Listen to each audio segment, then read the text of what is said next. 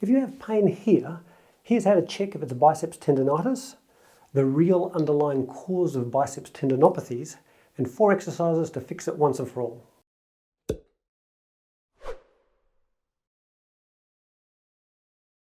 Pain at the front of the shoulder can come from several things, but it's more likely to be your biceps tendon if you have a few of these. If it's really tender to press right at the front of your shoulder here, you get a bit of referred pain further down into your biceps. It clicks or snaps as you move.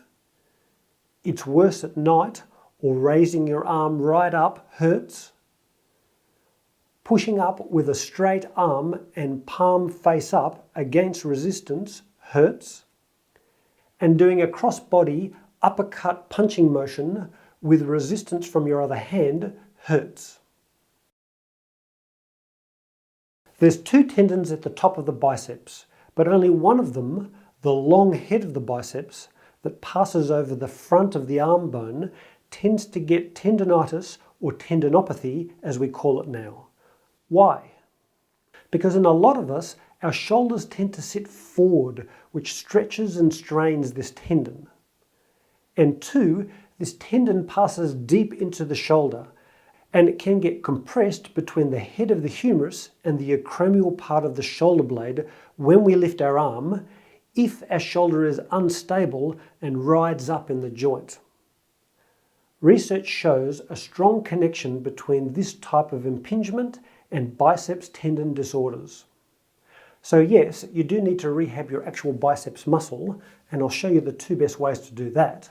But if you don't do exercises to pull the head of the humerus back within the shoulder to reduce strain on the tendon, and do something to stabilize the shoulder and stop that impingement within the shoulder, there's a good chance you won't get anywhere. So let's start off with drawing the head of the humerus back within the joint, which many treatments neglect. Start with the elbow of the sore biceps tendon against your torso and arm internally rotated about 30 degrees. Push your wrist out gently, but resist with the other hand. Then pull your shoulder back and down, aiming to localize the movement in the shoulder socket as much as you can. Hold this for 5 seconds and repeat 10 times every second day. Aim to work the muscles here, but if you feel it work a bit in these muscles as well, it's fine too.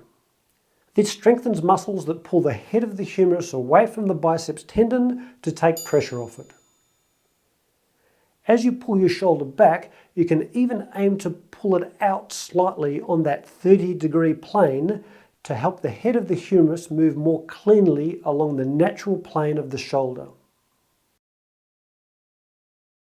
For exercise 2, press your elbow gently against your torso, externally rotate your arm as far as feels comfortable, and then pull your wrist back with your other hand as far as it comfortably goes, but resist it as it moves. Repeat this, doing 3 sets of 10 every second day, increasing the resistance over time. But just start with 1 set of 10 the first day to see how you go. Try to keep that shoulder back and down a little bit, like in the first exercise, as you go. This resisted movement strengthens the rotator cuff, which stabilizes the head of the humerus so it doesn't ride up within the joint and impinge that biceps tendon. Now there's more that you can do to reduce impingement within the shoulder, and I'll discuss that at the end of this video. Next, we want to work on the biceps itself. Grab a light weight, bend your elbow to 90 degrees, use the other hand to help flex your shoulder up to 90 degrees, and then slowly lower the weight.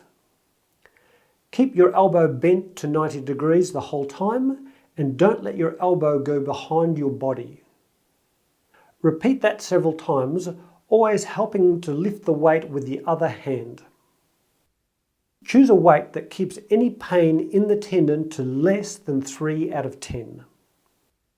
Over time, slowly work towards 3 sets of 10, but start with only about 5 to 7 reps total for the first day, even if it feels good, because tendinopathy is notorious for getting sore several hours after exercise.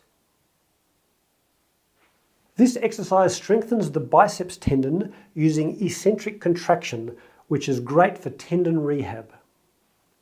It mobilizes the tendon within its groove to help break up any adhesions.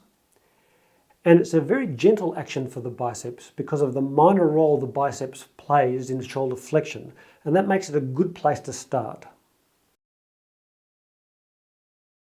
When you can do exercise 3 with relatively little pain, you can progress onto this last exercise. Hold onto a pole or a door frame with the hand of the involved side. Stand about 20 centimeters from the door frame to start with. Lower your body back slowly, and then use your legs to return to the starting position and work up to 3 sets of 10 over time.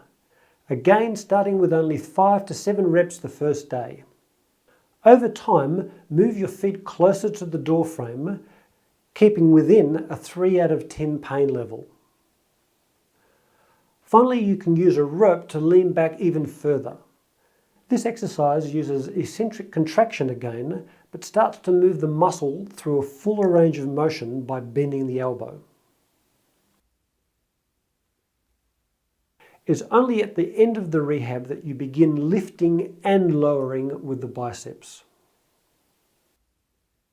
Now, as I said in the second exercise, reducing impingement of the biceps tendon is a huge part of success. The more your shoulder blade rotates up as you lift your arm, the more it increases space within the shoulder joint to reduce that impingement. So I'll leave a link to a video on how to increase upward shoulder blade rotation in the description box below. And if you're interested in the 3 essential exercises everyone in the world should do, I'll leave a link for that too. Anyway, there you go. I hope you liked the video. If you did, please consider liking and subscribing because it always really helps. And let me know how you go in the comment section below. Okay, cheers.